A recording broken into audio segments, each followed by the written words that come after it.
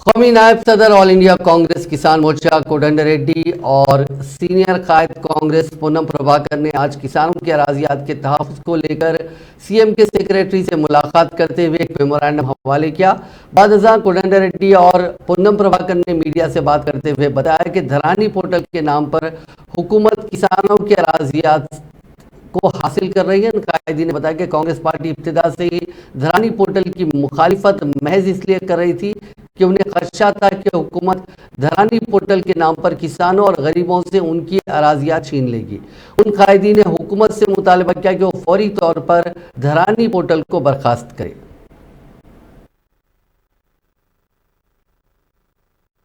प्रदेश में ये टीआरएस सरकार आने के बाद, अलहदा तेलंगाना होने के बाद बहुत बड़ा इशू तेलंगाना में ज़मीनों का इशू। यहाँ जमींदार थे, जागीरदार भी थे। इंदिरा गांधी ने लैंड रिफॉर्म्स लाई, गरीबों को लाखों एकड़ जो है बंटवारा किया। इतना जो है बड़ा इशू यहाँ केसीआर चीफ मिनिस्टर ने 2017 दिसंबर को एक अनाउंसमेंट किया कि सारे ज़मीन को जो है सर्वे करके पूरा अधिकार पट्टा पासबुक किताब देंगे। लेकिन 2018 इलेक्शंस आ रहे हैं बोल के 18 में खुद ही कुछ लोगों को पट्टेदार किताब जो है बंटवारा किए। 18 से लेके आज तक लाखों किसान, वो भी छोटा किसान, उनको अभी तक किताब नहीं मिला। धरणी ऐसा नाम, धरणी इतना जो है गलत वो पोर्टल है जिसमें वो धरणी का जिम्मेदारी कहाँ दिए, एक फिलिपियन कंपनी को दिए, बाहर के लोगों को। हमारे तेलंगाना में पहले से भी निज़ाम सरकार के ज़माने से आज तक भी रेवेन्यू रिकॉर्ड्स का जो है देख रेख करने का जिम्मेदारी CCLA रेवेन्यू बोर्ड को रहता, या नहीं तो तहसीलदार के पास रहता। ये तमाम सिस्टम को जो है ख़त्म कर दिए। न तहसीलदार को अधिकार है, न CCLA में रिकॉर्ड रखता, एक विदेशी कंपनी के हाथ में दिए। तो इसलिए हमने 5 साल इंतज़ार किया, चीफ मिनिस्टर को लेटर लिखा, इसके लिए जो कमेटी डाले थे हरीश्वर राव के नेतृत्व में, उनको भी रिप्रेजेंटेशन किए, कोई रिजल्ट नहीं मिला। तो आखिरकार में हम ये डिसाइड करें, किसान कांग्रेस के नेतृत्व में, कांग्रेस पार्टी के नेतृत्व में हमने यहाँ स्टेट के नेशनल ह्यूमन राइट्स कमीशन को एक पिटीशन दिया। यही नहीं बल्कि नेशनल ह्यूमन राइट्स कमीशन को भी आज हम ये तमाम आधारों के साथ ये तमाम पेपर जो है हम दिल्ली भेजने वाले हैं आज। तो हम रिक्वेस्ट करते हैं कि national human rights commission strictly, ये ज़मीन की बात है, ज़मीन का हक की बात है, तो हमको उम्मीद है नेशनल ह्यूमन राइट्स कमीशन ज़रूर इसके ऊपर जो है कार्रवाई करेगी। हम आज यही रिक्वेस्ट कर रहे हैं सारे किसानों को तेलंगाना में। यहाँ एक काम चल रहा है, सारे प्रदेशों में, जिलाओं में एक वो आत्मीय सम्मेलन बोलते, उसमें सारे किसानों से हम अपील करें कि जो वहाँ पूछो आपके हक को खींचा गया, आप वहाँ आत्मीय सम्मेलन में जो भी MLA आता, जो भी मंत्री आता, उससे पूछो आपके हक के बारे में। तेलंगाना प्रदेश कांग्रेस कमेटी की तादीबी कमेटी ने जंगांव डिस्ट्रिक्ट कांग्रेस के सदर जे राघव रेड्डी को पार्टी मुखालिफ सरगर्मियों में मुलविस होने पर वजहनुमाई नोटिस जारी की। पार्टी की जानिब से मुसलसिल तवज्जो दहानी के बावजूद रवैये में अदम तब्दीली और गुज़िश्ता रोज मुनक़दा इजलास में अदम शिरकत पर उन्हें ये नोटिस जारी की गई।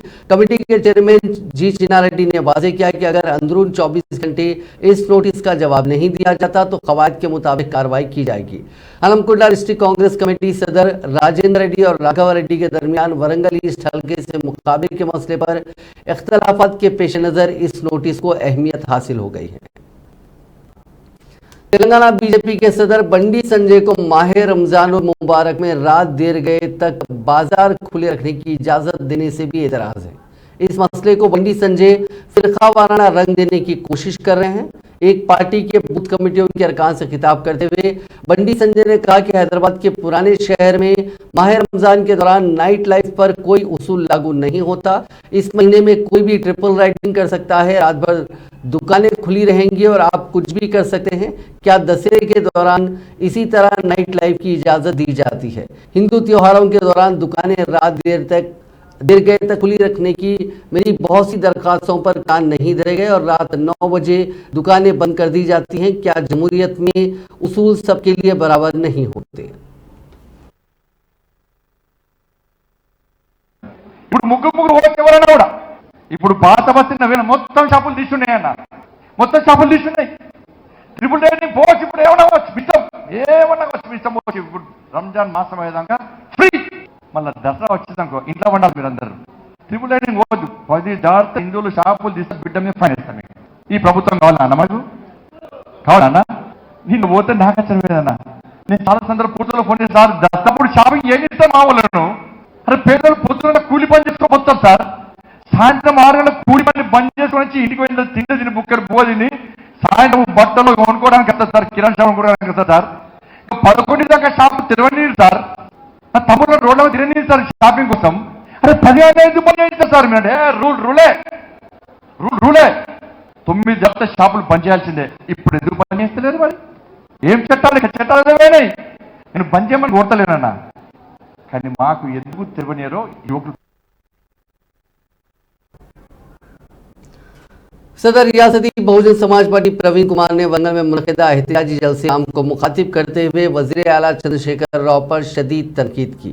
उन्होंने इल्ज़ाम आयद किया कि उन्होंने अपने 9 साल दौरे इक़्तिदार में एक भी रोज़ बल्कि 1 घंटा भी तेलंगाना के नौजवानों और तुलबा के मसाइल की जानकारी हासिल करने की कोशिश नहीं की। उन्होंने वज़ीर आला चंद्रशेखर राव से ग्रुप 1 इम्तिहान के पेपर लीक की जिम्मेदारी को कबूल करते हुए फौरी तौर पर वज़ीर आला के ओहदे से इस्तीफ़ा देने का मुतालबा किया और साथ ही उन्होंने सदनशीन Telangana public service commission Janardhan Reddy को बरतरफ करने का भी मुतालबा किया। वाईएसआर तेलंगाना पार्टी की सदर वाई शर्मिला ने नौजवानों और बेरोजगारों के हकूक के लिए जद्दोजहद करने Telangana students action plan for vacancies and employment के क़याम की तजवीज़ पेश की। शर्मिला ने कहा कि टी से बेरोजगार तालीम याफ्ता नौजवानों के काज के लिए जद्दोजहद के लिए अपने अहद और अज़्म के साथ तमाम सियासी जमातों के लिए मुश्तरका प्लेटफॉर्म होगा। उन्होंने इस एक्शन प्लान पर तबादला ख्याल के लिए 10 अप्रैल को तमाम जमातों का इजलास तलब किया है। उन्होंने सियासी जमातों के लिए इसे तारीखी ज़रूरत करार दिया। उन्होंने इल्ज़ाम लगाया कि चीफ मिनिस्टर चंद्रशेखर राव ने उनकी मौजूदा मियाद के दौरान एक भी मुलाजिमत फराहम नहीं की। उन्होंने कहा कि रियासत के नौजवानों से धोखा किया जा रहा है। उन्होंने इल्ज़ाम लगाया कि केसीआर ने बेरोजगार नौजवानों को धोखा दिया जिन्होंने हर घर के लिए एक मुलाजिमत का वादा किया था। सदरनशीन तेलंगाना स्टेट हज कमेटी मोहम्मद सलीम ने आज एक बयान में कहा कि तेलंगाना से 5278 आज़मीन हज का ऑनलाइन खुराक के जरिए इंतखाब अमल में आया। मुंतखब आज़मीन हज को चाहिए कि वो पीर यानी 10 अप्रैल से कबल 81,800 रुपये हज की पहली किस्त अदा करें। रकमी अदायगी के बाद डाउनलोड की गई हज दरखास्त और डिक्लेरेशन की कॉपी हज कमेटी ऑफ इंडिया के तजवीज़ करदा प्रोफार्मा के मेडिकल सर्टिफिकेट्स जिन पर सरकारी मेडिकल ऑफिसर या सरकारी डॉक्टर की दस्तखत लाजमी है दाखिल की जाए। मोहम्मद सलीम ने कहा कि मुंतखब आज़मीन हज को चाहिए कि वो पहली किस्त की अदायगी के बाद असल इंटरनेशनल पासपोर्ट, हज दरखास्त फॉर्म की copy, medical certificate, payment slip, 2 अदद पासपोर्ट साइज फोटोज जिसका पस मंजर सफ़ेद हो, कोविड-19 सर्टिफिकेट और बैंक की तफसीलात तेलंगाना स्टेट हज कमेटी में 7 अप्रैल तक दाखिल करें। पहली किस्त की रकम स्टेट बैंक ऑफ इंडिया या यूनियन बैंक ऑफ इंडिया के जरिए अदा की जाए।